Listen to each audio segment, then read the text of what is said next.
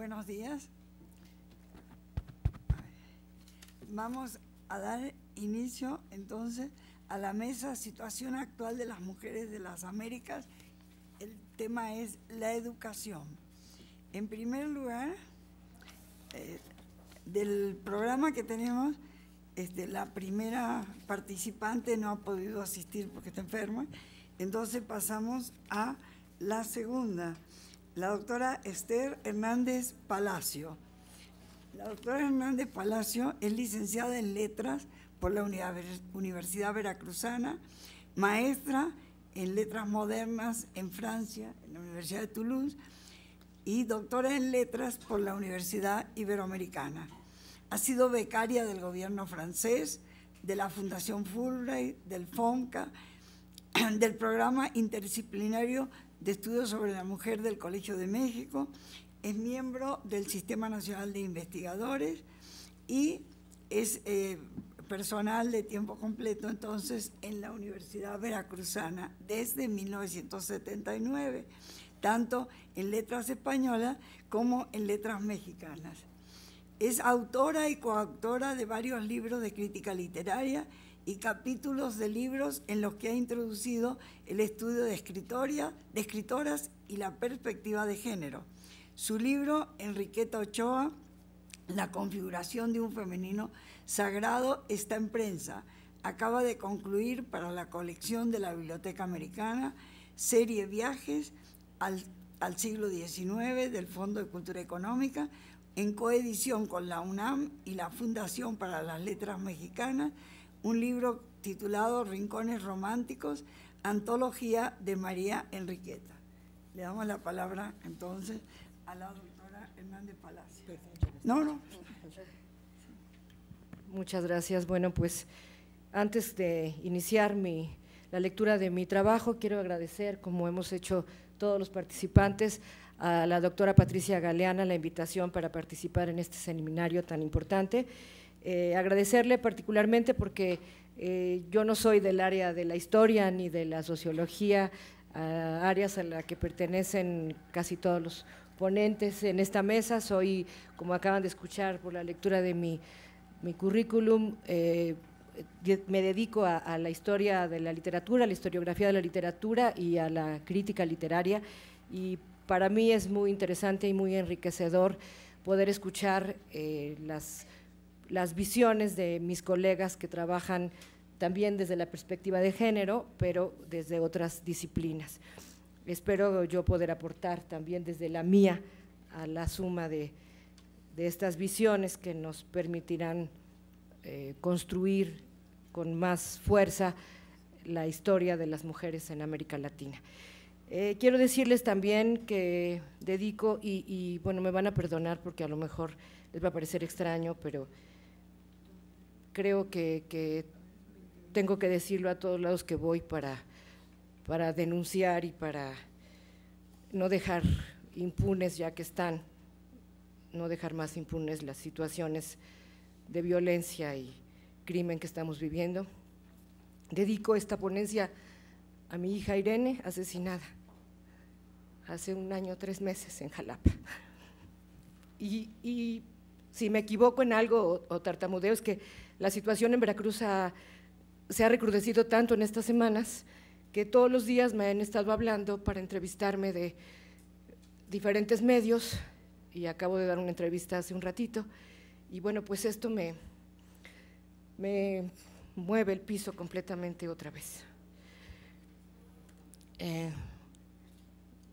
María Enriqueta Camarillo y Roa de Pereira, Coatepec, 1872, México, 1968, y Lucila de María del Perpetuo Socorro Godoy Alcayaga, La Serena, 1889, Nueva York, 1957, mejor conocidas por sus nombres literarios, María Enriqueta y Gabriela Mistral, comparten muchas otras cosas, además del uso de un seudónimo para firmar sus obras.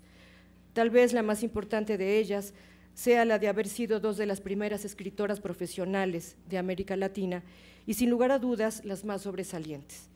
Cuestión que resulta sumamente relevante, pues durante la colonia y el siglo XIX, ninguna de las autoras que nacieron y escribieron sus obras en nuestra América ni siquiera la genial Sor Juana Inés de la Cruz hicieron una profesión de su trabajo literario.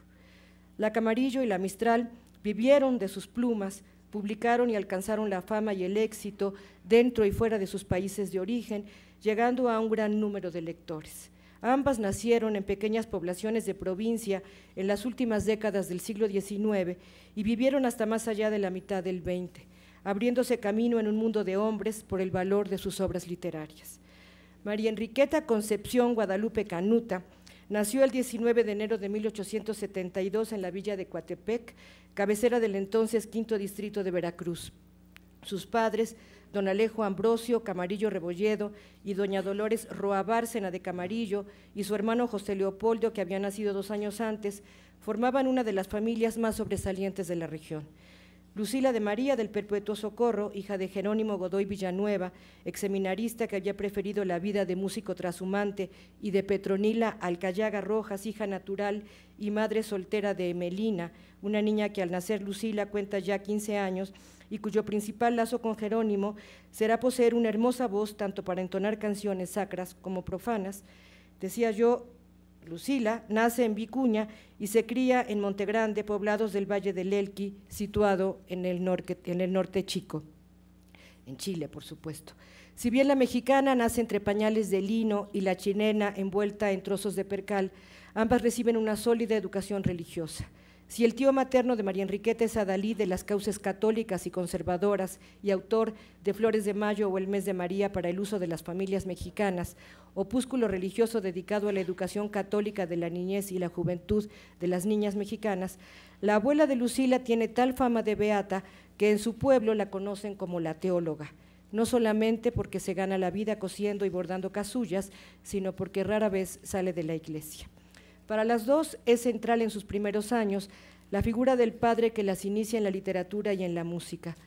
Tal vez parezca intrascendente, pero si el payador elquino no se separa de su guitarra, que funciona como su instrumento vital en el exacto sentido de la palabra, el agricultor coatepecano suele tocar la guitarra y la flauta, y además de mostrarle la senda del bien por la vía de la disciplina y la obediencia, acerca a su hija al amor y el estudio de la música.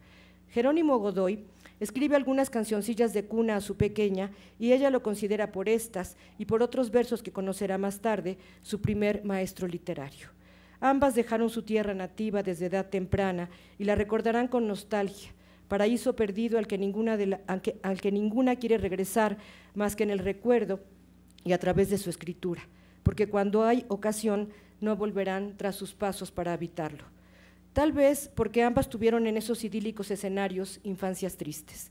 La una, por las dificultades que le presentaba la vida al ser la hija de una mujer abandonada y con 2 hijas de padres distintos, que por si fuera poco, posee una sensibilidad exacerbada.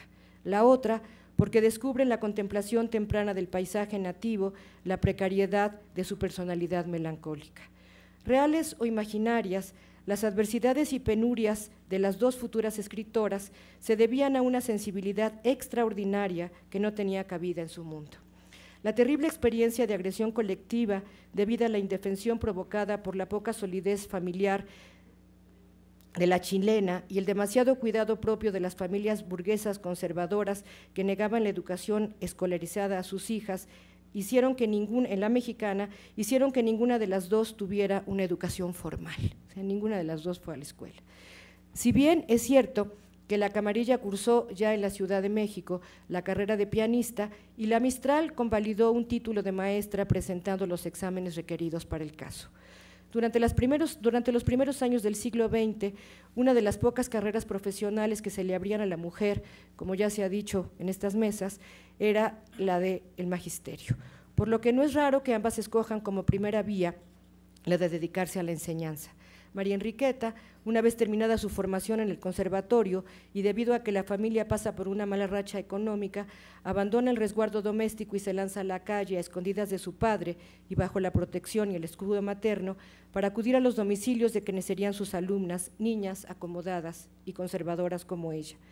Lucila entra desde los 16 años como ayudante en la llamada Escuela de la Compañía, por estar ubicada en una antigua propiedad de los jesuitas, y recibe a los 17 años un nombramiento de profesora en la escuelita de la cantera. Lucila pasará más años dedicada a la enseñanza que María Enriqueta, para quien la docencia directa fue una aventura breve. Su paso por las aulas va acompañado de exámenes de suficiencia y regularización, me refiero otra vez a Lucila, en los que probó su capacidad y la posesión de la formación necesaria para dedicarse al magisterio.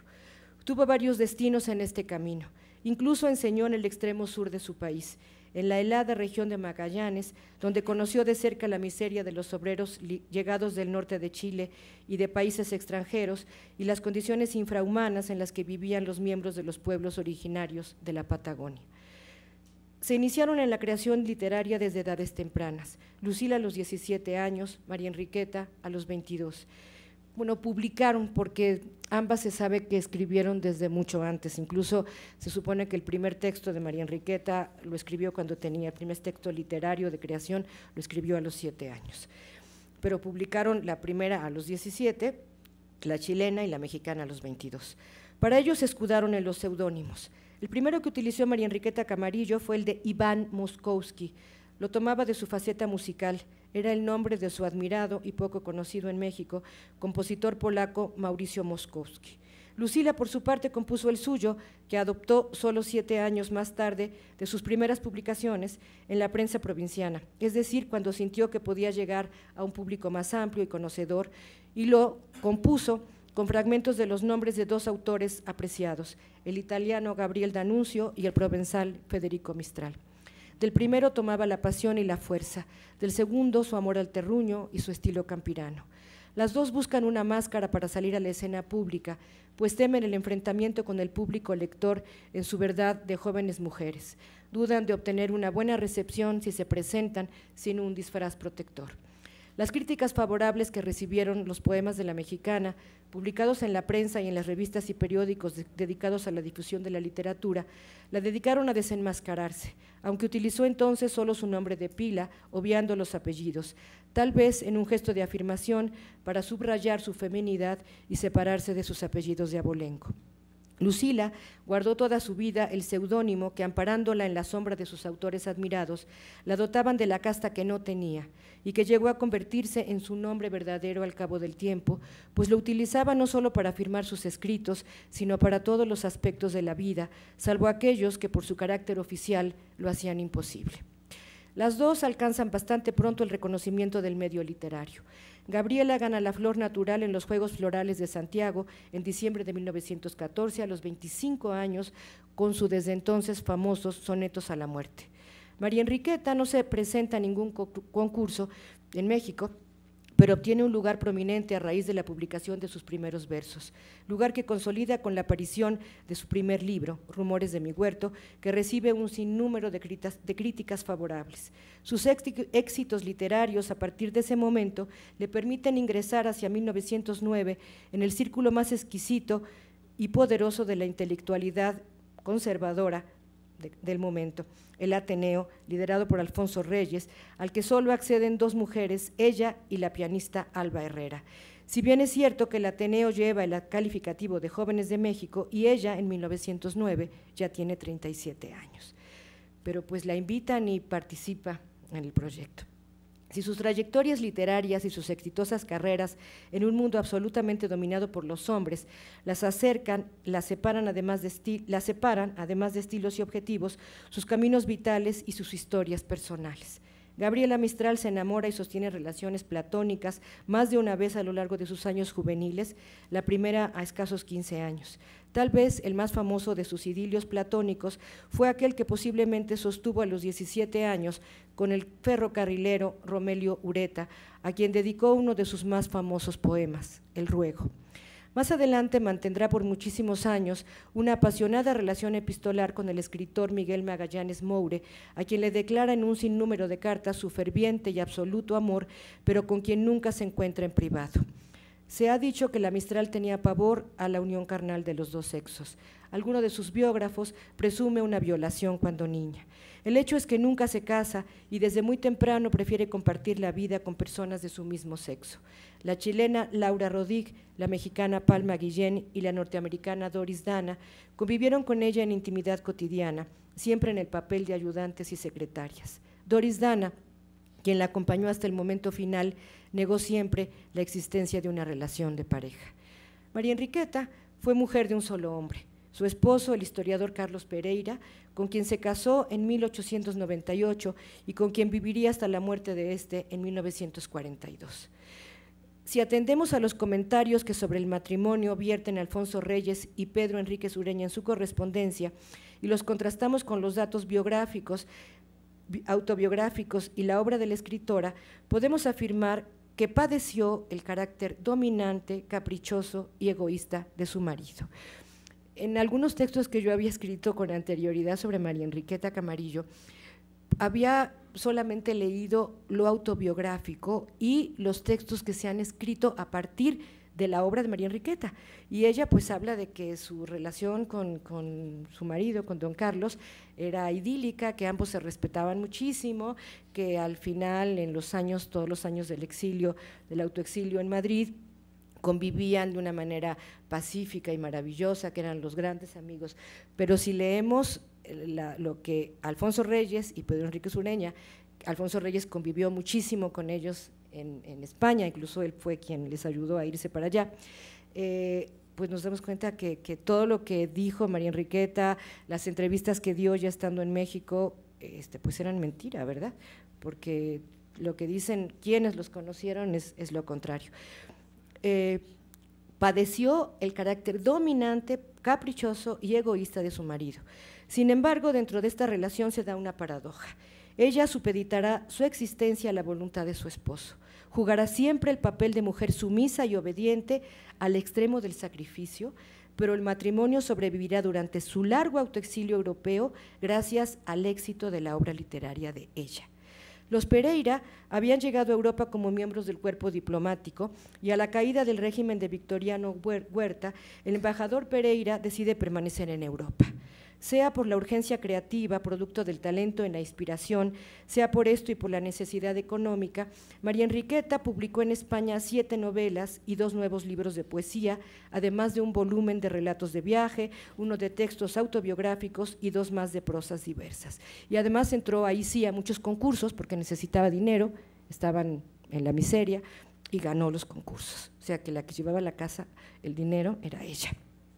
El secreto, novela para jóvenes considerada por algunos críticos como su obra más importante, fue seleccionada en París para publicarse como la mejor novela hispanoamericana en la colección Le Cahiers Féminin de la casa editora Librairie Bleu Gay en 1926.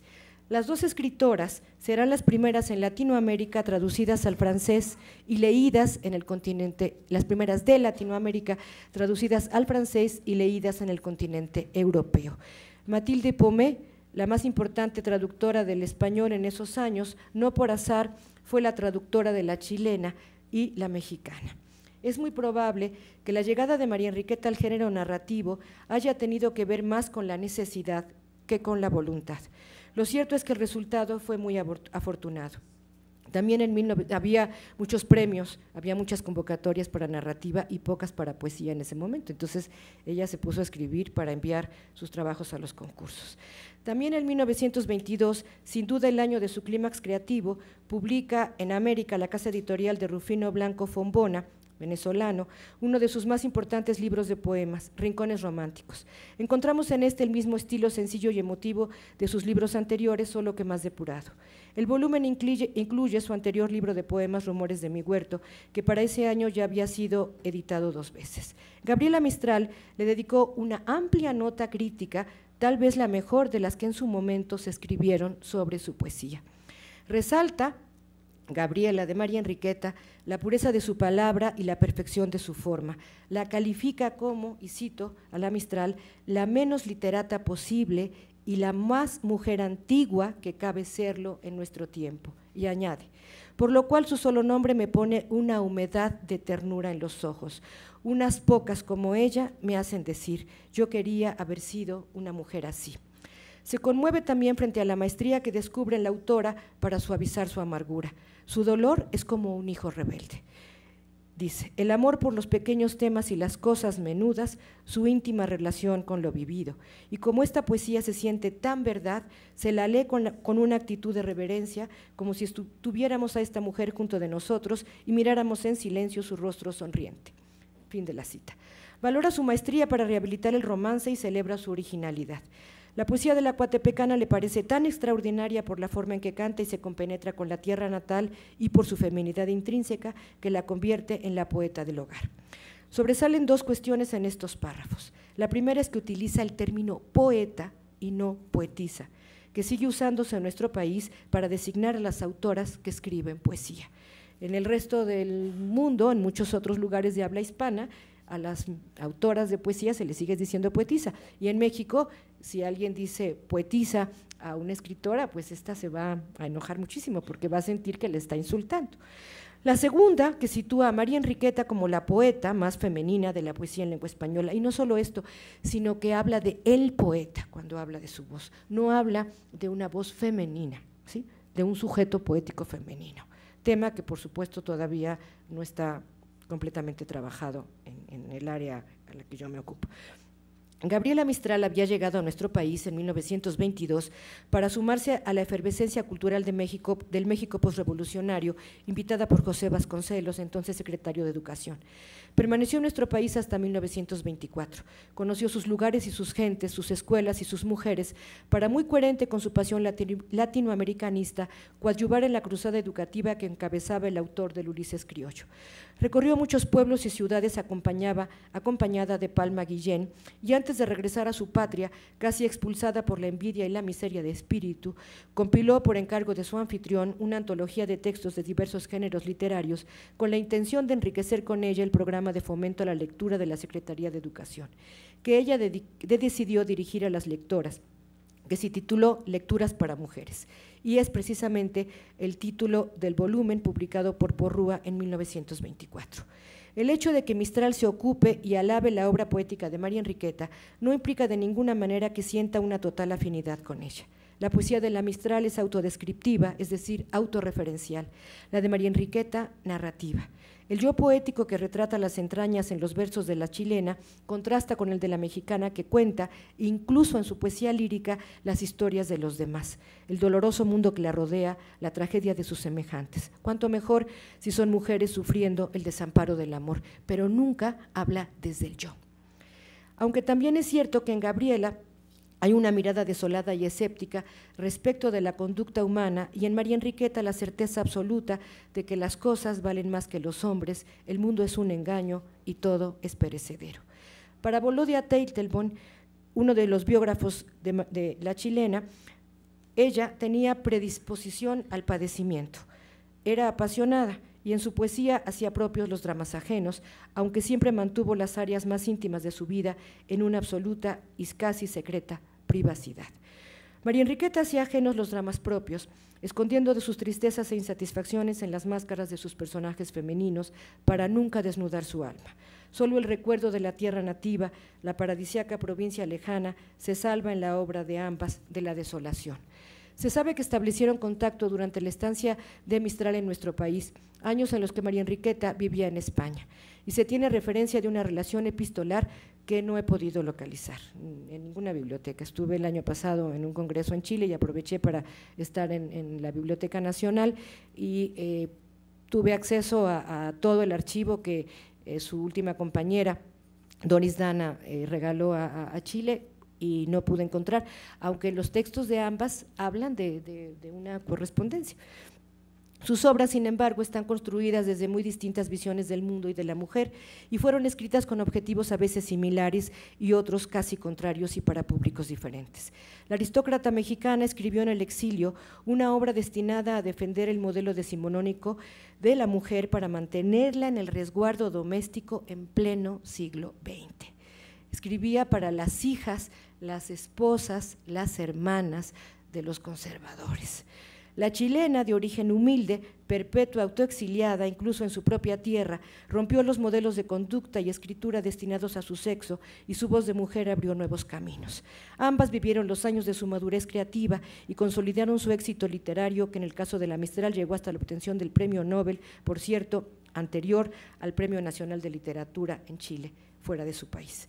Por si fuera poco, las diferencias estéticas y religiosas, si fueran poco, las políticas resultan irreconciliables. En 1919, Gabriela Mistral fue testigo de brutales represiones, incluso de masacres, y dio testimonios de ellas en sus escritos contemporáneos y posteriores, siempre más tolstoyanos que marxistas.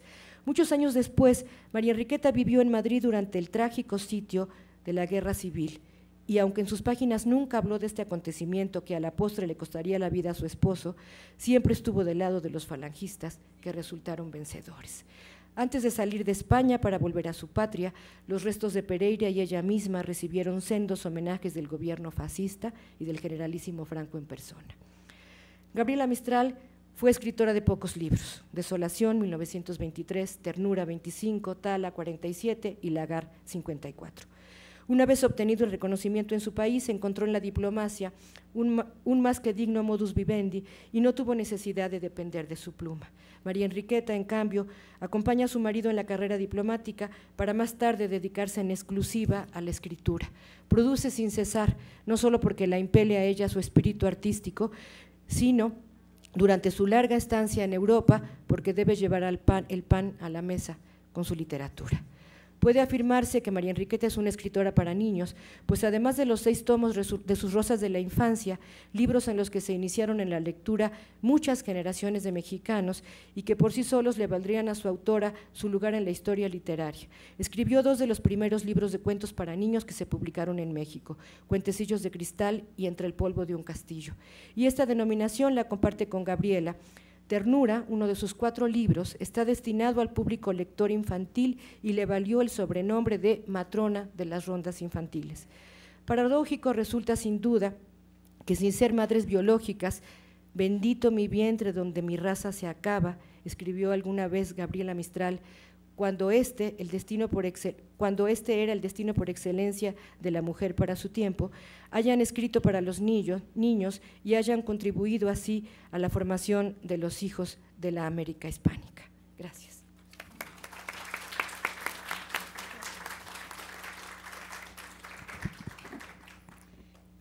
Muchas gracias, doctora Hernández. Si les parece, vamos a dejar las preguntas para el final, después de las 3 ponencias. Entonces, ahora le vamos a dar la palabra a la doctora Ana María Getchell. No sé cómo se dice. La doctora viene de Ecuador, tiene el doctorado por la Universidad de Ámsterdam, es profesora e investigadora en la Flaxo, con la sede de Ecuador, de la que ha sido coordinadora del programa de estudios de género y de la cultura, y en la actualidad funge como coordinadora docente en la misma institución. Entre otros temas, ha trabajado la historia de las mujeres y su educación, el estudio, los orígenes del feminismo en Ecuador. Entre sus publicaciones destacan Las paradojas del liberalismo y las mujeres, Educación de las mujeres, maestras y esferas públicas, y Mujeres e imaginarios, Quito en los inicios de la modernidad, de memoria e imágenes públicas de mujeres ecuatorianas, y Origen del feminismo en Ecuador. Tiene la palabra. Muchas gracias. Buenos días, queridos amigos, amigas. Quisiera comenzar también, como mis antecesores, agradeciendo la invitación a la doctora Patricia Galeano, que nos ha hecho, ha dado la posibilidad de compartir este seminario tan interesante que nos permite conocer, aprender de nuestras Américas, de las experiencias, de los estudios de nuestras Américas. También quiero expresar mi solidaridad con Esther y con el pueblo mexicano por el dolor que está atravesando. Bueno, quisiera, antes de comenzar, voy a hacer un breve contexto de mi trabajo. La ponencia que voy a presentar ahora es parte de una investigación de largo aliento sobre la educación de las mujeres en la primera mitad del siglo XX, y para esto tomé como referencia Quito a través de esa época, ¿no? En Quito, Ecuador. Me interesa explorar la educación de las mujeres durante esta época, primero porque fue un tema desconocido hasta ese momento en mi país, ¿no? Y segundo, porque dijéramos, a pesar de que se habla de las transformaciones del Estado, de los cambios que se dieron con el liberalismo, que de hecho propiciaron muchas transformaciones, vi sin lugar a dudas el papel importante de los agentes que intervinieron en este proceso, de sus maestras, y por eso me interesó sobremanera, dijéramos, poner énfasis en ese aspecto. Ayer una de las preguntas de las estudiantes que vinieron acá se refería a las fuentes, ¿no? A las fuentes que dijéramos en la historia de las mujeres, tenemos la dificultad de conseguirlas. Quisiera un poquito también dar mi aporte en ese sentido y quisiera referirme a que los ejes que alimentaron mi trabajo, bueno, fueron ejes conceptuales, fuentes documentales y de archivo, o sea, informes oficiales de los estados, ¿no es cierto?, de bibliografía secundaria, textos escolares en muchos casos, pero fundamentalmente entrevistas e historias de vida. Yo creo que en nuestros países donde se guardan con dificultad los archivos, las historias de vida juegan un papel fundamental, y tuve ocasión de entrevistar a maestras muy mayores que realmente fue un descubrimiento muy importante para mí conocer sus vidas. Y yo decía, cada una de ellas es un acervo cultural que no debemos dejarlo pasar, ¿no? Quisiera referirme también brevemente a la educación de las mujeres antes del liberalismo. Contextualizando un poquito, la revolución liberal nuestra fue en un periodo un poquito posterior acá en México, en 1895. Y antes se había dado un proceso de transformación católica, ¿no es cierto?, que durante esta época la educación de la mujer fue concebida, yo creo que como todos los países latinoamericanos, como complemento de las obligaciones como madres, hijas y esposas. La educación formal era más un adorno y curiosidad antes que como un saber profesional, ¿no? Esto no significaba la inexistencia de mujeres preparadas que tuvieran una actuación pública, y hemos visto ayer el caso de Manuela Sáenz, de poetas como como Dolores Ventimilla de Galindo, quienes tuvieron una actuación pública durante esta época.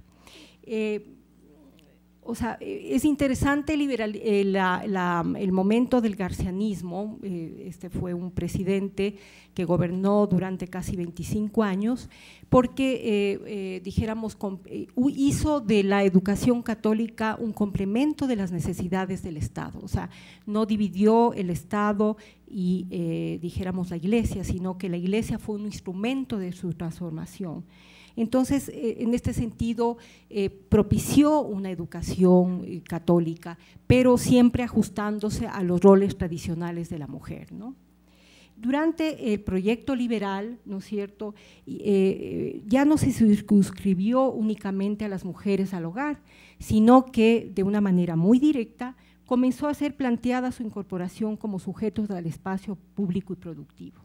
Había sí una preocupación moral, eso venía de una reminiscencia anterior, pero sobre todo el trabajo, la incursión de las mujeres en los correos, en los telégrafos, ¿no es cierto?, que fueron los trabajos fundamentales de ese momento, y también el profesorado. El Normal de Mujeres se fundó en 1901, con lo cual la profesionalización de las maestras comenzó a ser significativo. Este trabajo ayudaba a las mujeres a complementar los ingresos familiares sin desligarla de su función doméstica, pero contribuyendo a su formación como un sujeto autónomo y, en este sentido, contribuyendo a su autonomía personal. Se llevó a cabo una doble estrategia de incorporación controlada de las mujeres al Estado. La dinámica del comercio y la industria fueron incorporando a muchas mujeres al espacio productivo, y una inclusión subordinada, porque claro, era muy restringido el espacio de las mujeres en este sentido. Es en este contexto que desarrollan su acción las maestras como generadoras de una educación de las mujeres, pero a la vez, esto es interesante, recreándose a sí mismas como actoras sociales, como sujetos modernos, ¿no? O sea, hay una cosa interesante que dijéramos el papel de las mujeres, ¿no es cierto?, de las mujeres ilustradas que participaron en este proceso, no desconocen la valoración del papel materno, ¿no?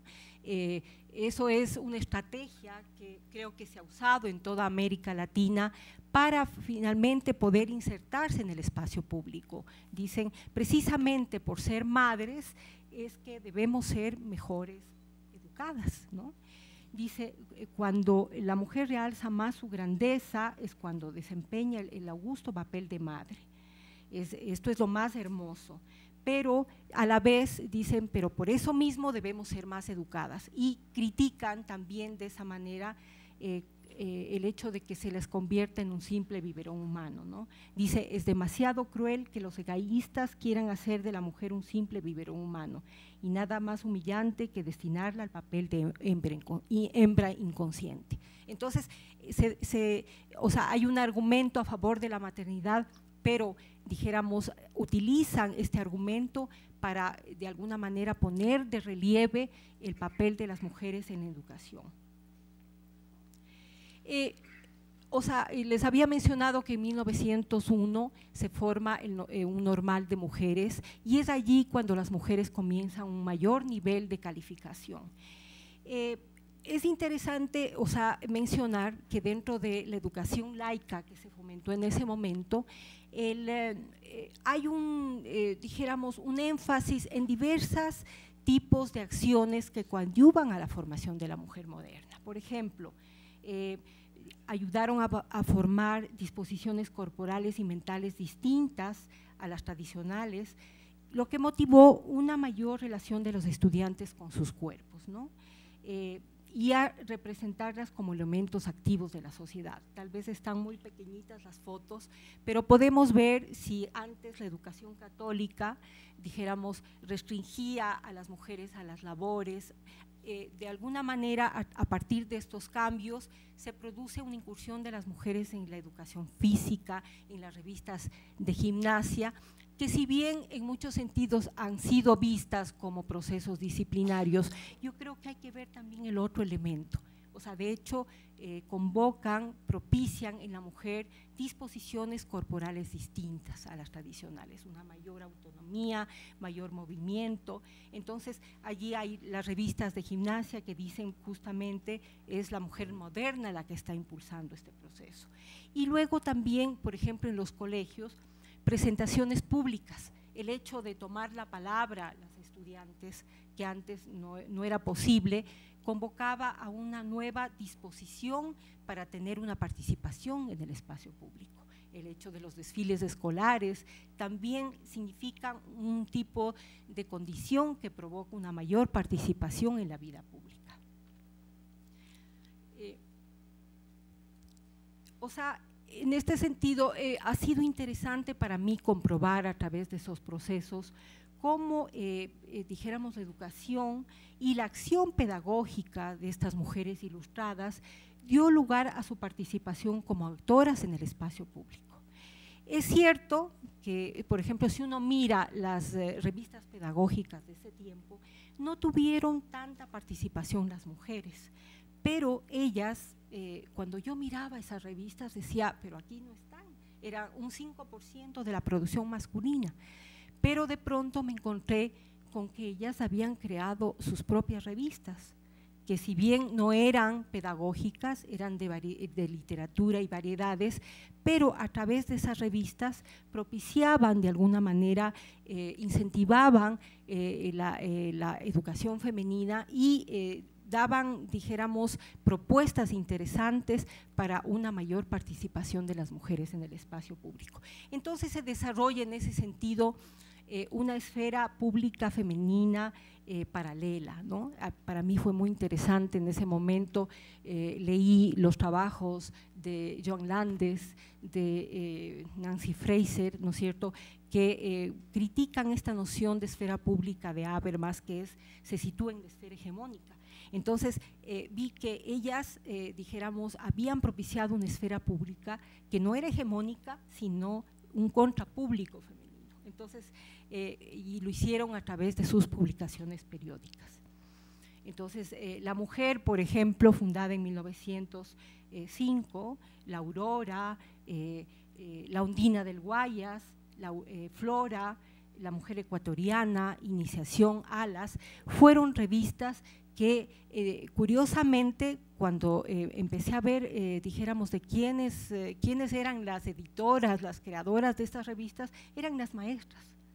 Entonces, algunas de estas maestras además actuaron de manera creativa en los colegios de mujeres que fueron directoras, pero crearon sus propias revistas, a través de las cuales, como mencioné, pusieron a discusión y a debate público la situación y plantaron alternativas para cambiar su situación.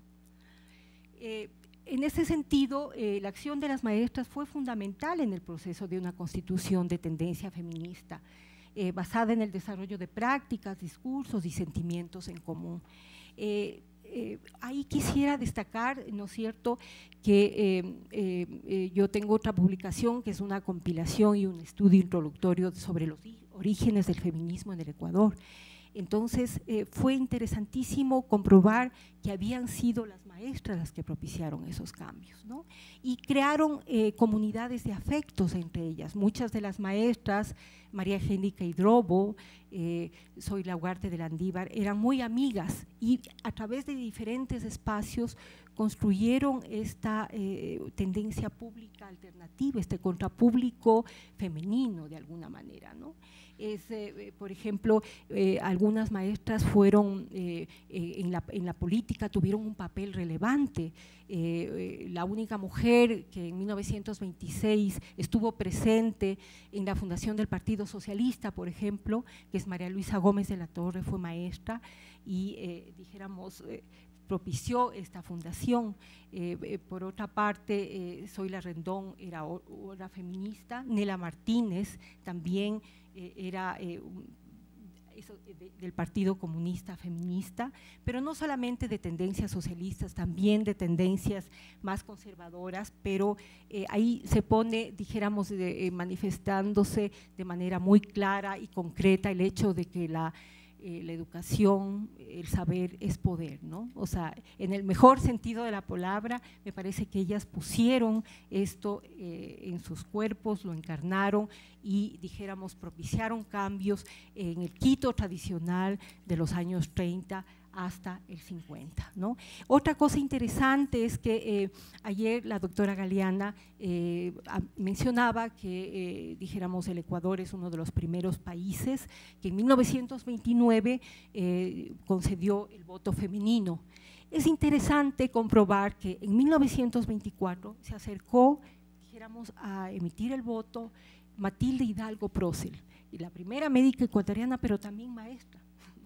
Y entonces ese hecho en 1924 propició toda una discusión, dijéramos, en la Corte Constitucional de Ecuador, porque les dio, dijéramos, o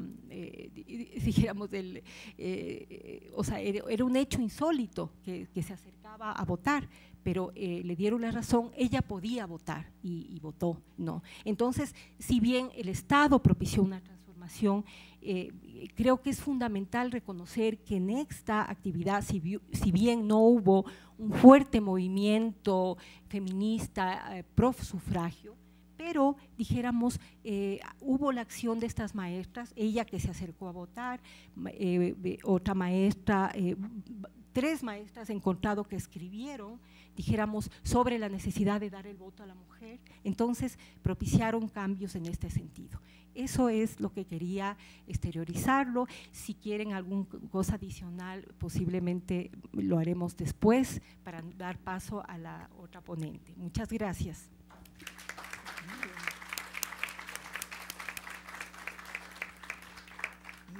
Muy interesante, doctora, sobre todo la reivindicación del trabajo de las maestras. Me parece muy bien.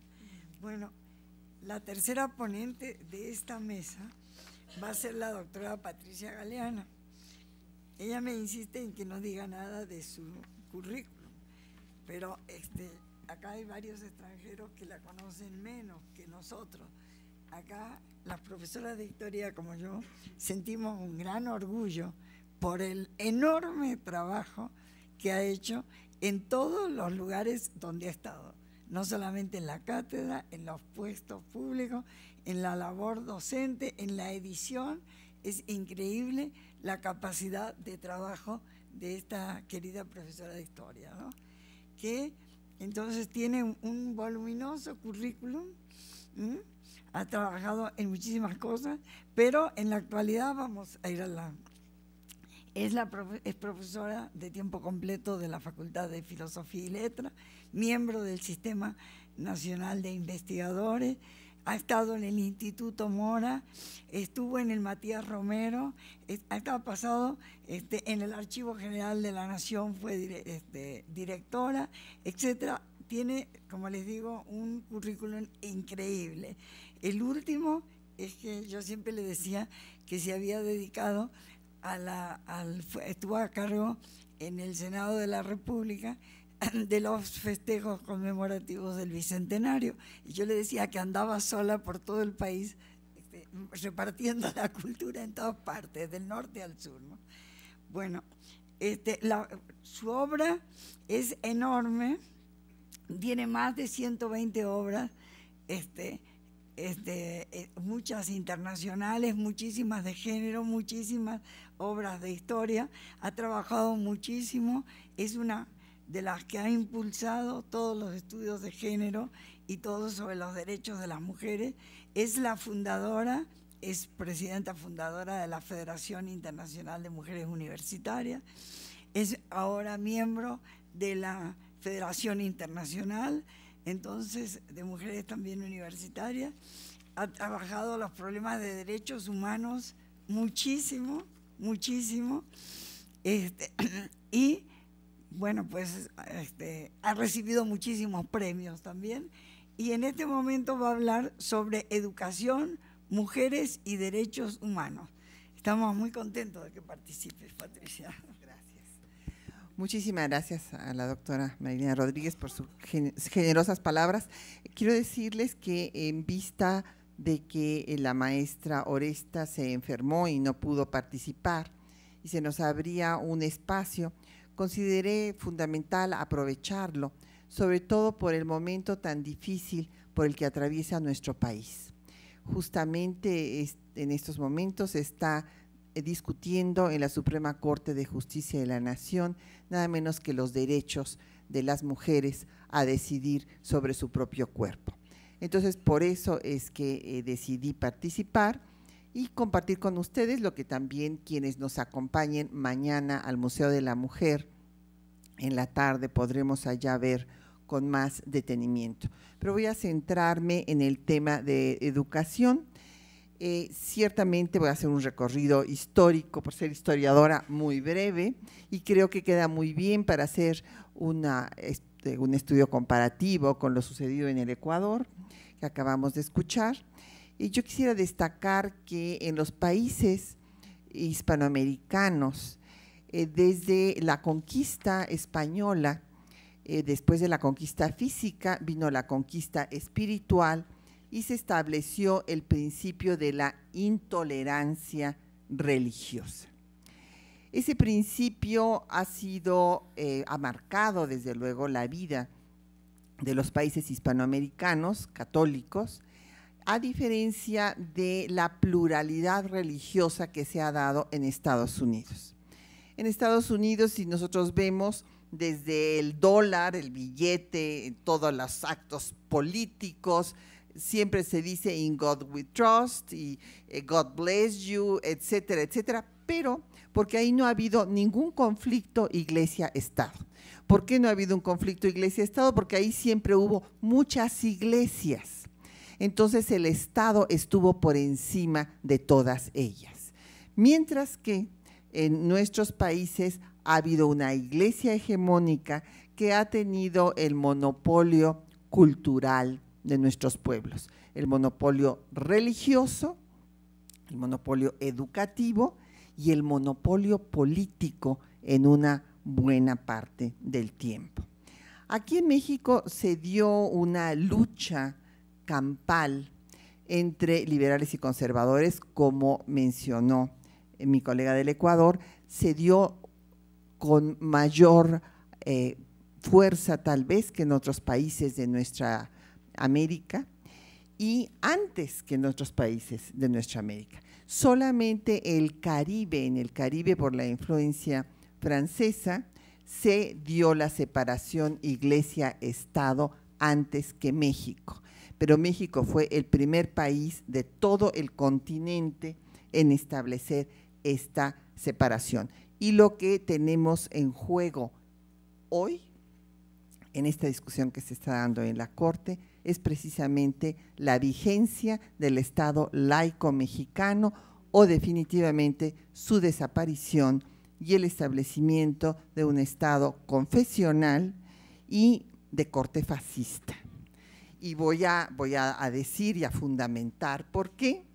Tenemos un presidente que habla de el exterminio de los opositores, a un gobernador de Veracruz que dice que es la vida o la muerte, y entonces estamos teniendo un discurso radicalizado que está dando al traste con la historia de México, que había ido a la vanguardia en estos temas.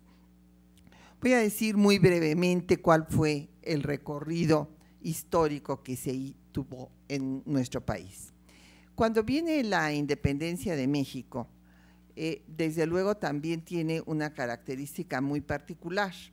La independencia en nuestro país la dirige el bajo clero, a diferencia de lo que sucedió en el resto de Hispanoamérica, donde fueron los militares criollos los que la encabezaron. Eso le da una característica totalmente distinta, porque aquí el bajo clero, y en particular Hidalgo y Morelos, suprimieron la esclavitud, suprimieron las castas y decretaron que se le regresara sus tierras a los naturales. Estas medidas, dadas desde 1810, tuvieron una gran importancia, aun cuando en la historia neoconservadora que se ha puesto de moda en el último decenio en México, se dice exactamente lo contrario. El hecho es que este proyecto no fue el que consumó la independencia. El movimiento insurgente de estas características sucumbió y la consumación de la independencia en México se dio por una negociación de paz en la cual no hubo cambios estructurales. Se estableció un primer imperio efímero y siguieron entrando y saliendo de palacio virreinal convertido en nacional las mismas personas. Los cambios que había planteado Hidalgo y Morelos no se concretaron. La Constitución de 1814, dada en plena insurgencia, no se retomó ni siquiera al triunfo de la República sobre este primer imperio. Todas las constituciones de México de la primera mitad del siglo XIX, las constituciones federalistas, que bueno, realmente es una, la de 24, restablecida en 47 con reformas, las dos constituciones centralistas, 36 y 43, establecen como principio fundamental la intolerancia religiosa. O sea, México seguía, como lo son la mayor parte de los estados latinoamericanos, siendo un estado confesional. Hubo un intento fallido de reforma en 1833, en donde unos liberales mexicanos ligados a la masonería quisieron independizar al Estado de la Iglesia, porque la alianza Iglesia-Estado se había establecido entre el Estado español y el pontificado desde la creación del Estado español. Hay que recordar que el Estado español se cohesionó en torno a la religión católica, expulsando a judíos y a musulmanes y persiguiéndolos como no se les había perseguido antes. Antes había habido una convivencia pacífica entre estas tres religiones y esto se acabó. Por eso recordarán que cuando Osama Bin Laden derribó las Torres Gemelas, en su primer video dice: no nos va a pasar lo de 1492. ¿Qué les había pasado en 1492? Que había habido la masacre de árabes en España, porque esto siempre se omite.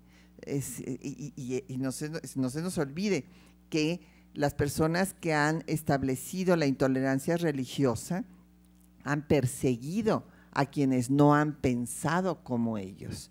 En el Archivo General de la Nación tenemos un archivo que da cuenta de la persecución a todos los judaizantes, portugueses sobre todo, aquí en la Nueva España, y todos los casos de brujas, que no brujos, de los que se acusaba a las mujeres y por las que muchas murieron en las mazmorras de la Inquisición.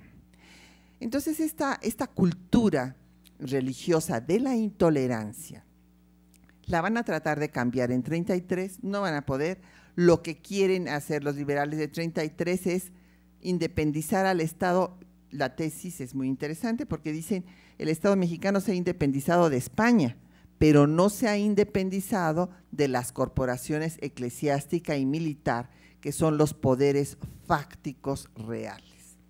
Pretende independizarse de estos poderes, pero como los ataca a los dos al mismo tiempo, pues desde luego los dos se unen y acaban con este intento reformista. Viene el segundo intento reformista, que es un proceso que va de 1855 a 1867, en el cual primero Benito Juárez, que es el símbolo del Estado laico, no solamente en México, sino se ha convertido en un símbolo internacional, va a tratar de quitar los fueros al clero, para que si cometen un delito del orden común, sean juzgados por un tribunal común. Y también lo mismo quiere hacer con el ejército.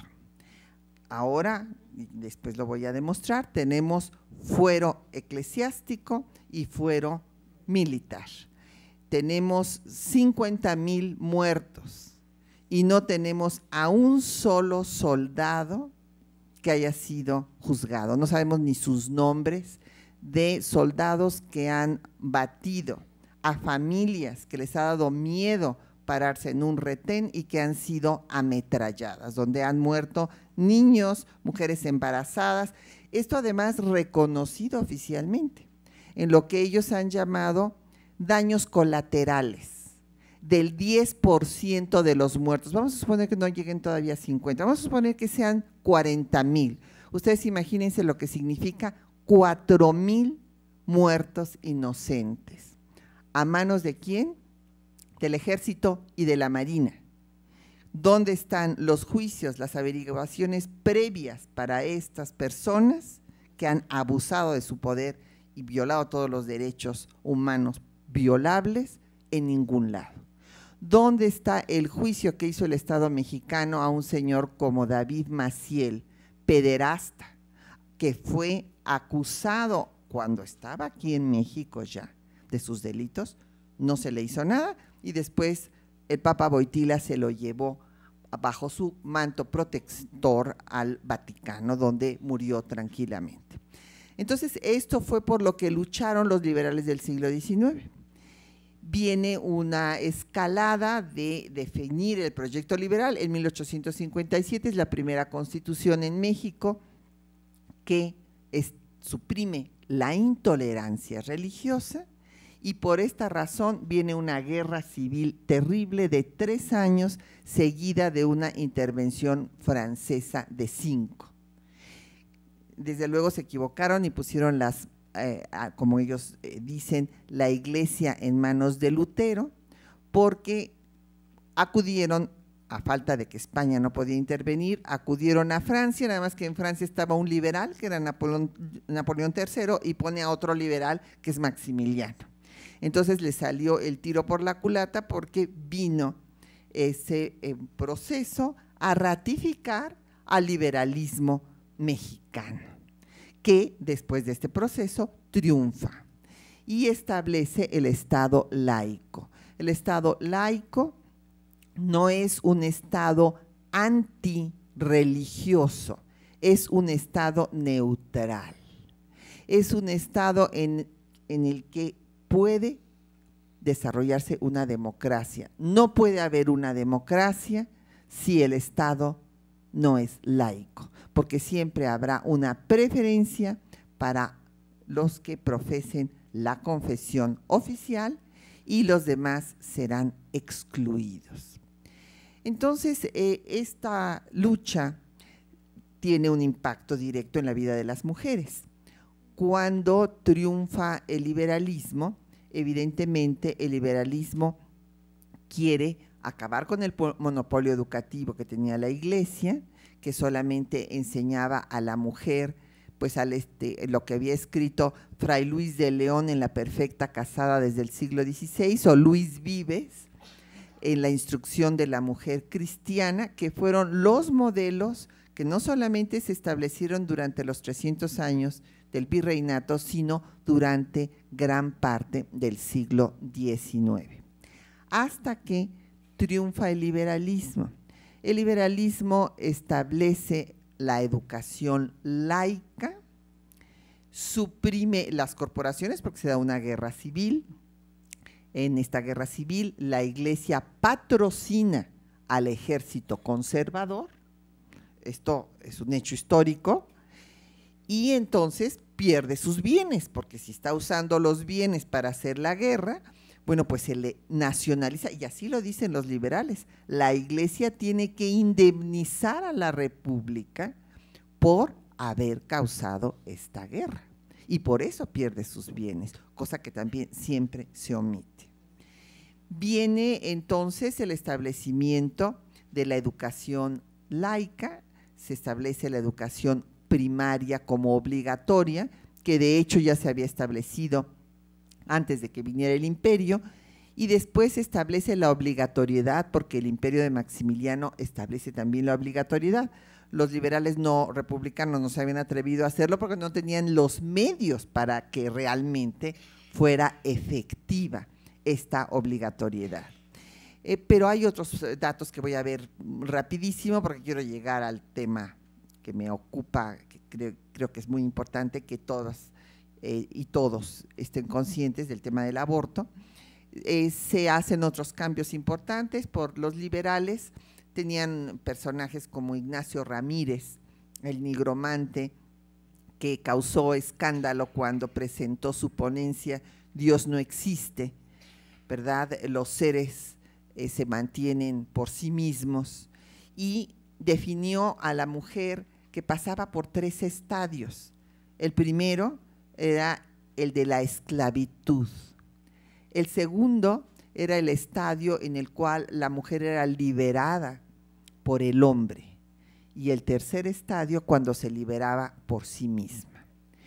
Y al dársele la posibilidad de tener una educación parecida al hombre, pues evidentemente se va a establecer la secundaria para señoritas, después se creará la normal superior y surgen las maestras normalistas, que son en efecto, como fue en el Ecuador y como yo creo que en todos los países se dio, al tener la mujer acceso a la educación y al ser el magisterio la primera profesión reconocida por la sociedad para las mujeres, pues entonces empiezan a luchar por sus derechos.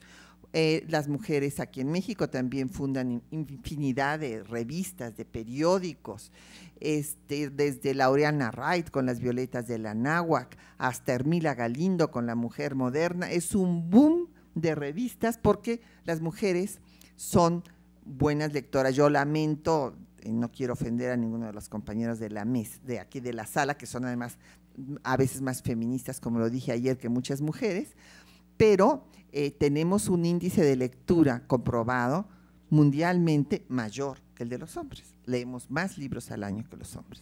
Y también ganamos en esta universidad más medallas Gabino Barreda. Ojo, esto nada más quiere decir que los hombres no se duerman en sus laureles, eso es todo. Pero es un hecho demostrable. Entonces viene este boom y las mujeres, las maestras universitarias pasan de ser las creadoras y directoras de revistas femeninas y feministas, porque aquí se empieza a utilizar el título feminista desde finales del siglo XIX. Y se diferencian, las femeninas son las que dan recetas de belleza, de cocina y de bordado, y las feministas son las que dicen, por ejemplo, como un artículo de Laureana Wright, la emancipación de la mujer a través de la educación. Entonces, es la diferencia. Y estas maestras normalistas se convierten en revolucionarias, toman las armas, primero se oponen a la dictadura, después se incorporan en los diferentes grupos revolucionarios, muchas de ellas, sobre todo en el zapatismo, dirigen tropa y son coronelas. Tenemos aquí, por ejemplo, a una historiadora, Eulalia Guzmán, que le iba a dar municiones a los zapatistas en las afueras de la Ciudad de México, maestra de la Facultad de Filosofía y Letras de esta universidad.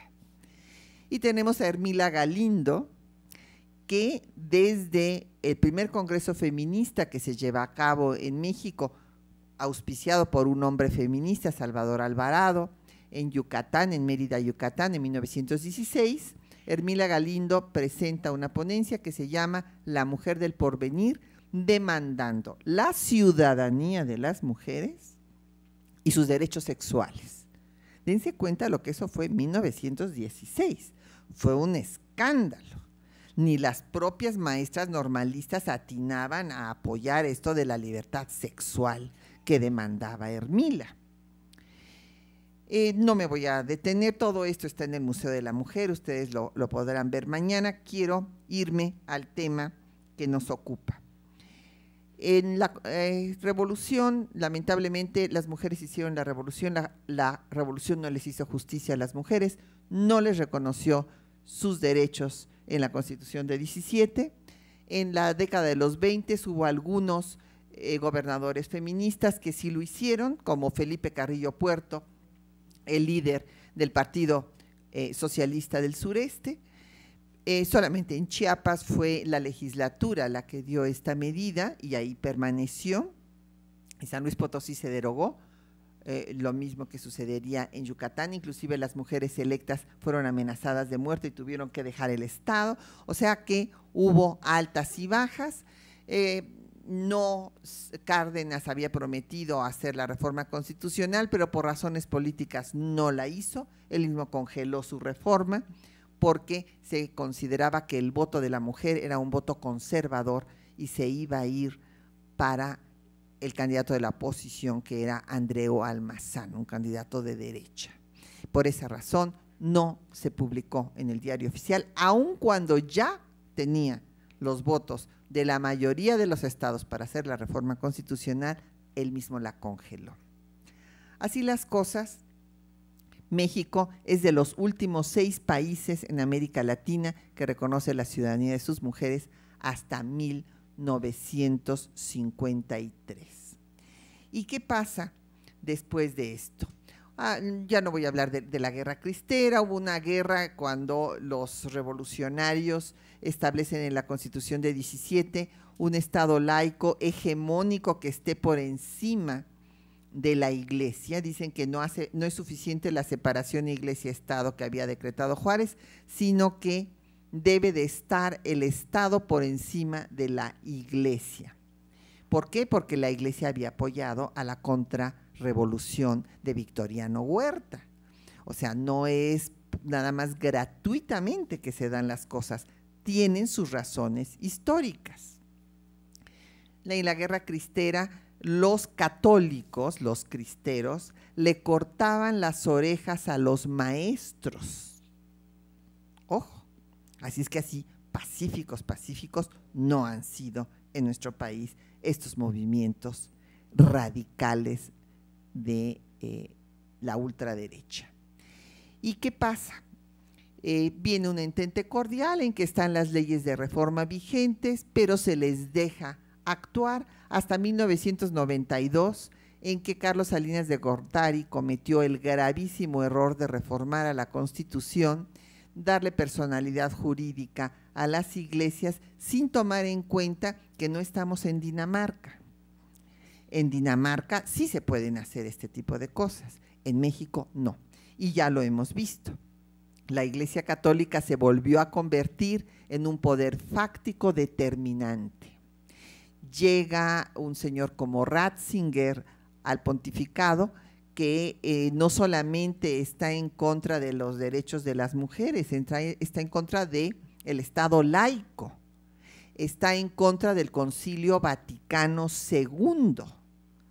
Entonces manda a su jefe de campaña antiaborto, el señor cardenal, que ya se murió, por cierto, esto ya fue hace algunos años, López Trujillo, colombiano, que aquí hay una reunión de obispos, se les da el texto que debe tener las reformas constitucionales, los obispos se las dan a los gobernadores se las mandan a los legislativos, y de un día para otro, en muchas ocasiones sin lectura previa, se aprueban reformas constitucionales en 15 estados de la República. Había 3 que ya desde antes de esta campaña habían penalizado el aborto en todas sus formas, pero en este momento se va a dar una embestida terrible, una campaña de alianza entre un papa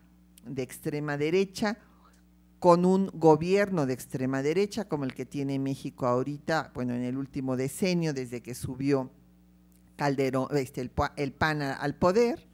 Ya es un decenio, es la primera vez en la historia de México que la derecha gobierna tanto tiempo. Quiero que tomen nota de eso.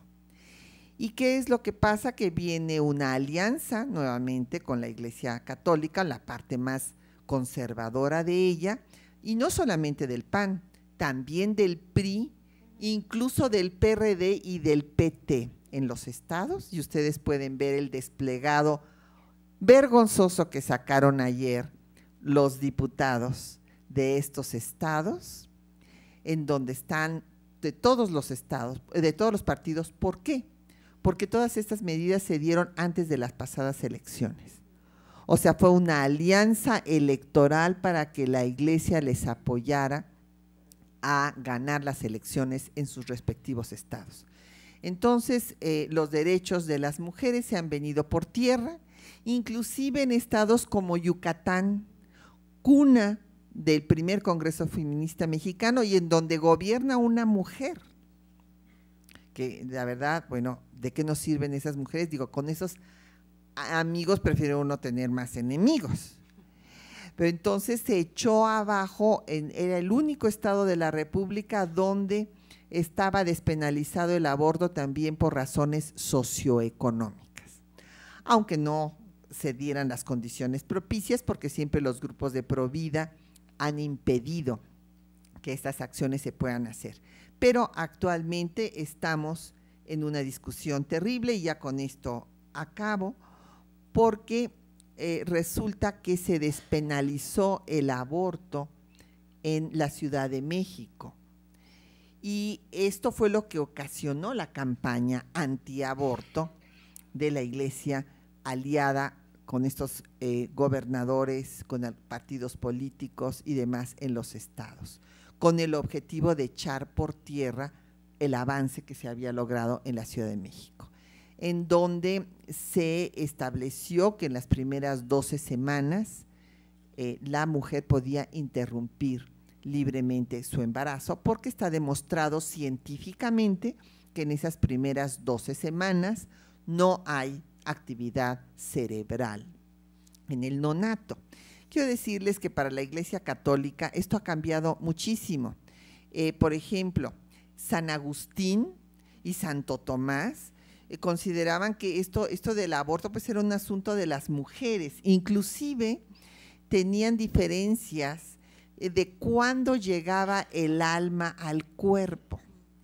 Sí, desde luego siempre las mujeres que estábamos en último lugar, porque primero le llegaba el alma al cuerpo de los hombres y después de las mujeres. Y cuando, bueno, pues unos decían que cuando se empezaba a mover el feto, que entonces es cuando ya había llegado el alma. Es que como ven, no siempre han estado de acuerdo en cuándo empieza la vida. Pero ahora al señor Ratzinger pues se le ha ocurrido que empieza desde la fecundación, desde que un óvulo es fecundado. Como ha escrito Giovanni Sartori, este politólogo italiano, que llama criminales demográficos tanto a Wojtyla como a Ratzinger, dice que no es lo mismo comerse un huevo que un pollo, que entonces no se puede equiparar a un nonato con una persona. Y en la propia Italia, desde 1985, hubo una discusión como la que está teniendo lugar aquí en la Corte Mexicana, en la que se determinó en Italia, sede del Estado Vaticano, se determinó que frente a dos derechos no eran equiparables el derecho de la persona con el derecho del nonato, de quien tenía posibilidad de llegar a ser persona cuando naciera, si es que la mujer decidía darle su espacio y si además había un parto adecuado y una serie de cosas. Entonces, esta aberración que estamos viviendo es lo que yo decía ayer, se ha traducido en que tengamos por primera vez en la historia penal de México a mujeres condenadas hasta por 35 años de cárcel por haber decidido sobre su propio cuerpo. No pueden darnos seguridad el Estado, no puede agarrar a los criminales, pero sí han esposado a mujeres en los hospitales para que no se vayan a escapar y llevarlas a la cárcel. Es por eso muy difícil dejar de tratar en una reunión de mujeres este tema que está sucediendo ahorita aquí en México. Y en cuanto a la educación, también el gobierno de ultraderecha que tenemos ahora ha echado por tierra muchos aspectos de la educación en México. ¿Por qué? Porque ya reformó la educación en primaria, donde se ha ido quitando la enseñanza de la historia. En secundaria se quitó en primero de secundaria la historia. Se les da las culturas mesoamericanas en 20 minutos en segundo de secundaria, en un país pluriétnico y pluricultural, de matriz indígena, como lo establece la Constitución, y además se está financiando a la educación privada, violando la Constitución, porque el señor Calderón ha eximido del pago de impuestos a todos los padres que manden a sus hijos a las instituciones privadas, con el objetivo, desde luego, de ir tendiendo a la privatización y dejando sin recursos a las universidades públicas. Lo mismo que ha hecho con el llamado Seguro Popular, que es un proyecto para acabar con las instituciones de seguridad social del Estado. Entonces, está ahorita en juego, vienen ustedes en un momento histórico a nuestro país, porque se está debatiendo la existencia o no del Estado laico en México. Muchas gracias por su atención y perdónenme si me pasé unos 5 o 10 minutos. Muchas gracias. Espero que sea muy interesante para todos los que están y sobre todo para los extranjeros que están acá, la síntesis tan brillante que ha hecho de la historia de México y la defensa del Estado laico, por supuesto. No sé, creo que hay unos minutos, si alguno de ustedes quiere preguntar algo. Sí, o hacer algún comentario, sí, señora, sí.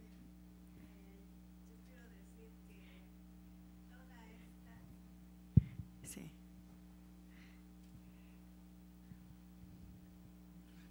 Para mí es muy importante saber qué tanto repercutió en el mexicano el establecer esa educación de las mujeres en tiempo de los españoles, porque esa educación venía de España, ¿sí? Y mentalmente repercutió en toda la población mexicana la religión católica, porque nosotros no pensamos igual que la gente de los Estados Unidos. ¿Estoy bien o...? Sí, a ver, muy bien. ¿Otra pregunta, señorita? Oh, aquí. Sí, sí, sí. Sí, yo más que una pregunta quiero hacer un comentario. Yo creo que yo soy guatemalteca, soy feminista, socióloga y con vocación de historiadora. Realmente es preocupante lo que la doctora Galeana está planteando en este momento y sobre todo porque esta semana, el día de mañana, es el Día Internacional contra la Despenalización del Aborto en América Latina. Y me parece que esta preocupación y este problema no solamente está sucediendo en México, sino en muchos estados de América Latina. Esto que nos plantea de quitar la enseñanza de la historia también es muy grave y a mí me parece y propondría que este seminario se pronuncie al respecto, porque me parece que pues aquí no estamos, o por lo menos yo tengo esa visión, quienes estamos en la academia pues no solamente estamos entre los libros, estamos conectadas con lo que está sucediendo en nuestro tiempo y creo que sería muy pertinente, ¿verdad?, hacer ese planteamiento, porque si eso sucede en México, que ha sido nuestro ejemplo en muchos aspectos, con esta visión del Estado laico, etcétera, imagínense que no sucederá en países más débiles como el nuestro y como el resto de países de Centroamérica. Yo creo que es una avanzada fundamentalista en todo el mundo y que aquí pues tiene estas particularidades y que está teniendo como efecto la vida de las mujeres. Gracias.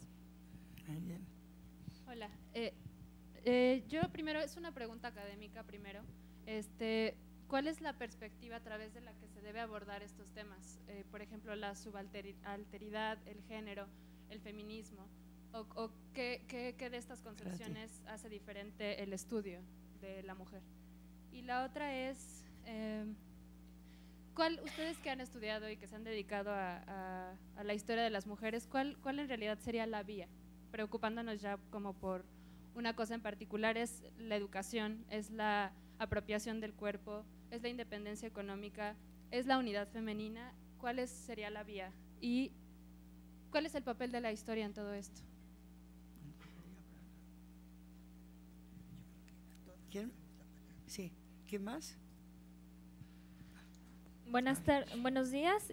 Bueno, yo también tengo un comentario acerca de lo que está pasando. La Suprema Corte sería demasiado incoherente en aceptar el aborto en el Distrito Federal y rechazarlo en los demás estados. Sí, la incoherencia no tiene sentido. dentro del sistema judicial no puede ser posible, porque entonces allí nos dejan más desprotegidos de lo que aún estamos. Debe de existir la coherencia del sistema judicial y de allí sería una forma en la que podríamos ir avanzando. La última, sí. Aquí, por favor.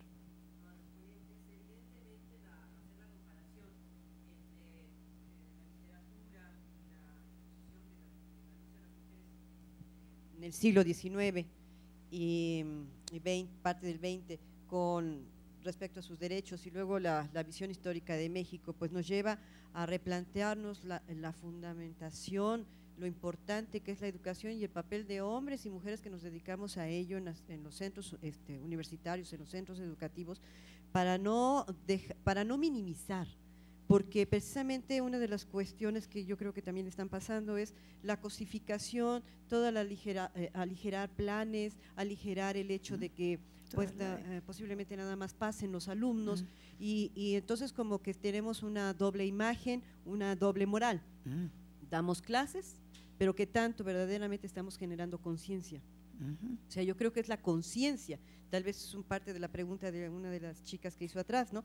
¿Qué es la vía? Es la conciencia histórica, la conciencia de personas, la conciencia de historiadores, y sobre todo en esto que está pasando en nuestro país, de quitar una herramienta fundamental para entendernos los mexicanos, que nos ha sucedido. Bueno, pues ahora resulta que nada, y está la televisión, y están las telenovelas, y están las películas, y está, bueno, yo observo simplemente, mi edad tal vez me hace la diferencia, pero los jóvenes conectados totalmente en un aislamiento, posiblemente ojalá estén conectados con audiolibros, estén conectados con cosas que los hagan crecer y evolucionar, pero casi siempre a veces están, sobre todo los de jóvenes de secundaria, hasta los de primaria, están conectados con puras tonterías que baja tus imágenes o baja tu música o cosas por el estilo.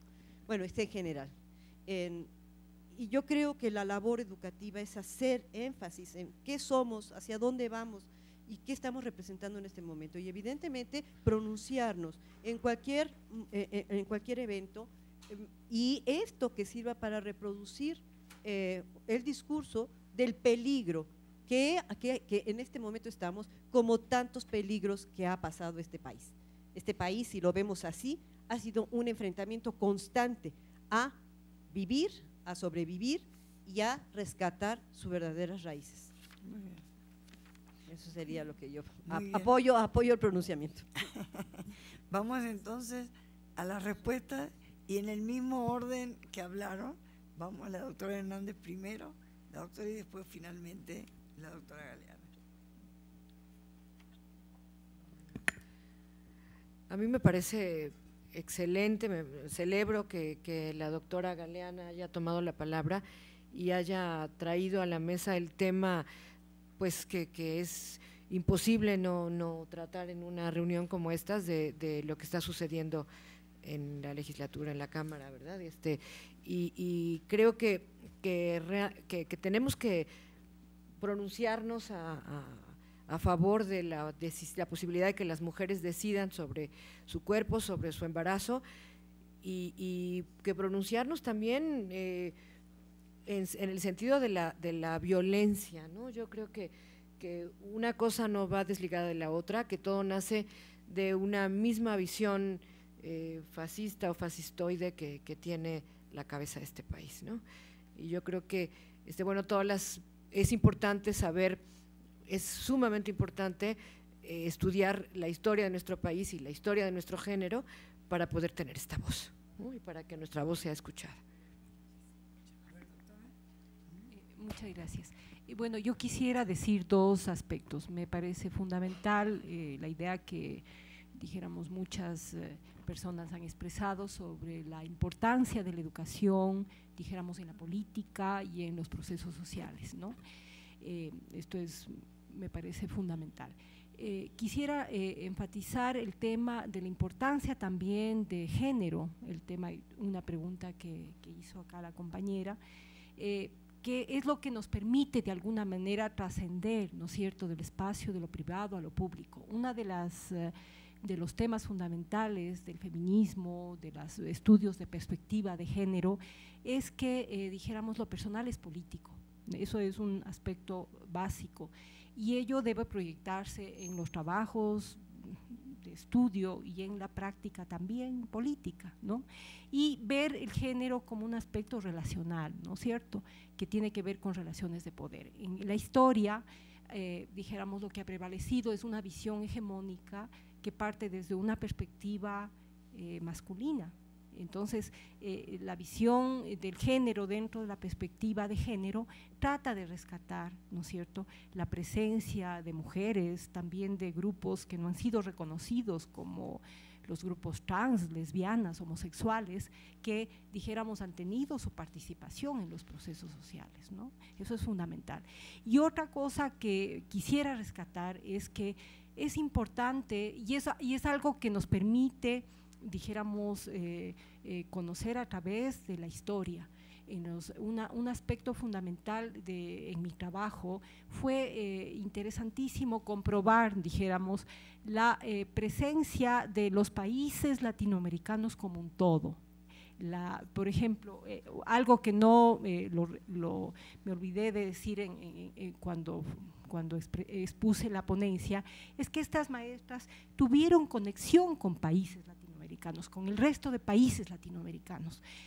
Una de ellas, Zoila Ugarte de Landívar, fue parte de la Liga Iberoamericana de Naciones, dirigida por Elena Arizmendi, que fue una mexicana, por ejemplo, ¿no? También, dijéramos, otra maestra, las maestras recibieron a Belén de Zárraga, que en ese momento se decía mexicana, ella era una española, pero era tanta su accionar aquí, fue tanta la presencia de ella, Belén de Zárraga, en los años 30 en México, que en la prensa se decía la mexicana Belén de Zárraga, ¿no? Entonces, es interesante, dijéramos, y es algo que deberíamos fomentar, dijéramos, en el futuro, tener lazos en común entre los países latinoamericanos, ¿no? Es algo que la historia nos permite destacar como fundamental y que ahora no existe. Cada uno de nuestros países miramos hacia el norte individualmente y no tenemos conexión entre nosotros. Yo creo que eso es fundamental para la lucha de las mujeres, para la lucha contra el aborto, porque de una u otra manera estos procesos están presentes en el resto de países latinoamericanos y dijéramos para darnos fuerza, para dijéramos tener un accionar muy concreto, muy bueno en este sentido. Muchas gracias. A ver, doctora Galeana, entonces. Sí. Gracias. Bueno, yo quisiera, anoté ocho preguntas que les voy a contestar en un segundo cada una. Uno, sí, evidentemente, maestra, tenemos una mentalidad diferente, porque nosotros no somos muy intolerantes y somos intolerantes con todos los que piensan diferente a nosotros. Vean ustedes que los políticos no pueden debatir entre sí, porque al que no piensa como ellos lo consideran su enemigo. Entonces, la única argumentación que tienen es descalificarlo con adjetivos, pero no saben debatir. Es, en efecto, una cultura intolerante en materia religiosa, en materia racial, en materia de preferencias sexuales, en materia política, en todo. Eso, evidentemente, pues viene de este establecimiento de la no tolerancia del que piense diferente. Y como muy bien se dijo aquí, en un momento en el que el fundamentalismo es la nueva amenaza del mundo. ¿Se acuerdan cuando decía MacArthur que el comunismo era el fantasma que amenazaba al mundo? Ahora es el fundamentalismo. Vean ustedes en Europa, todos los países gobernados por la derecha, vamos ya… en España mismo va a perder el PSOE, va a ganar el PP a pesar del movimiento de indignados. En fin, es un proceso de derechización terrible que estamos viviendo. Y estas culturas, desde luego, va marcando la mentalidad de los pueblos. Dos, el pronunciamiento. Maestra de Guatemala, vamos a hacer el pronunciamiento, desde luego. Yo traeré un borrador para que ustedes nos digan, o usted si no, nos hace favor de hacer algún borrador para el pronunciamiento y que lo podamos no solamente decir aquí mañana, sino difundir en la prensa. Claro, aquí el problema que tenemos es que las personas que leen la prensa son una élite, que es una aguja que está encima de la pirámide, que lo que ve es la televisión. Y entonces, bueno, podemos publicarlo en La Jornada, en fin, pero bueno, lo que diga las telenovelas de Televisa, eso es lo que sigue reproduciendo estos esquemas absolutamente discriminatorios que todavía están inmersos en gran parte de la sociedad. Después, el estudio de qué, en fin, cómo estudiar. El enfoque de género es toda una metodología. Y este nombre de la subalteridad, bueno, es una moda, pero siempre se ha estudiado los llamados grupos subalternos, que ahora se les llame así, pero bueno, esto es parte del posmodernismo tardío que viven muchos de los colegas historiadores aquí en México. Y el feminismo ha sido un movimiento, de una doctrina social determinante para que se estudie la historia de las mujeres. Porque inclusive, vamos, para que se acuñara el propio término derechos humanos, fue Eleanor Roosevelt la que lo propone para que no fuera la Declaración de los Derechos del Hombre. Y es que ella era feminista. Y por eso surge la terminología de derechos humanos. Y el movimiento feminista ha sido el pivote que ha movido los derechos humanos, no solo de las mujeres, de homosexuales, de personas con capacidades diferentes, etcétera, etcétera. Entonces, lo importante es que la historia de las mujeres en México y en el mundo es una nueva beta de historiografía que puede, desde luego, hacerse con enfoque de género. En cuanto a lo que se discute en la Corte, decía la compañera que sería un contrasentido que hubiera declarado la constitucionalidad. Es que hay que entender lo que se está discutiendo en la Corte rapidísimamente, porque ya nos tenemos que ir al corte para la otra mesa.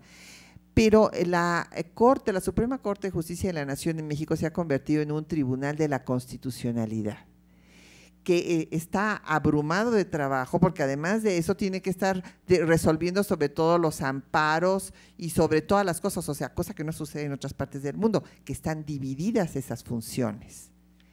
Entonces, esto se tendría que cambiar aquí también. Por eso todo va tan lentamente, porque está abrumado viendo juicios de amparo y recursos de inconstitucionalidad. Aquí lo que se discutió cuando el Distrito Federal, la Asamblea Legislativa del Distrito Federal despenalizó el aborto en las primeras 12 semanas,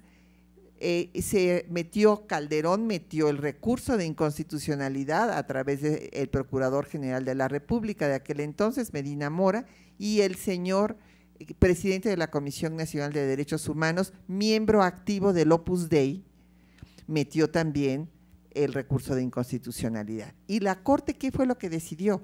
La Corte decidió que sí era constitucional, o sea, solamente decidió que la Asamblea Legislativa del Distrito Federal tenía facultades constitucionales para legislar.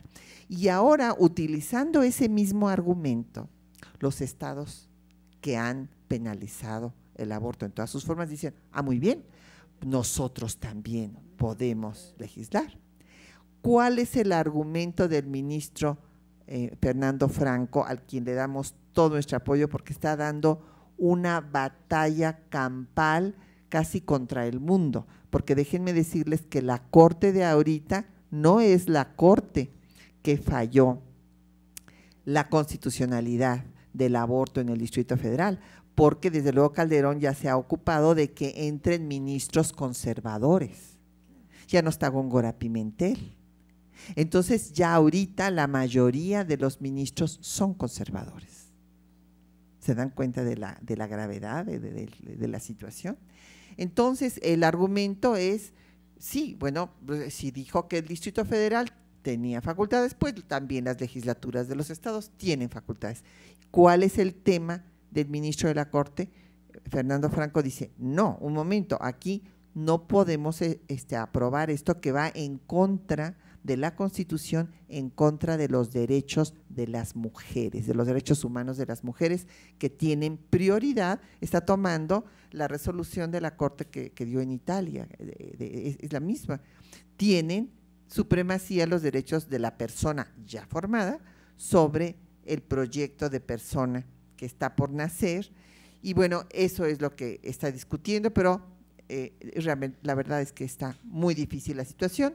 Calderón ya se metió al tema directamente, ya pidió al Senado de la República que modifique la reserva, que suprima la reserva que el gobierno de México había interpuesto frente a la decisión de San José, el convenio de San José, entre los países americanos, en los cuales México puso una reserva porque México no estaba de acuerdo con que se garantizara la vida desde la concepción.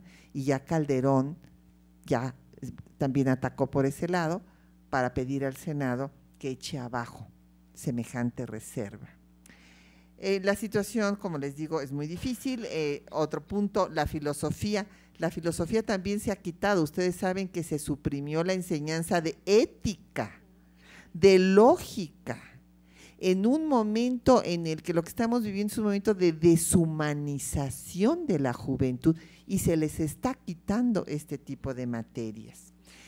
Los jóvenes dicen que son ciudadanos del mundo, yo les digo mucho cuidadito, ¿y qué están haciendo por Somalia? ¿O qué están haciendo por los países árabes?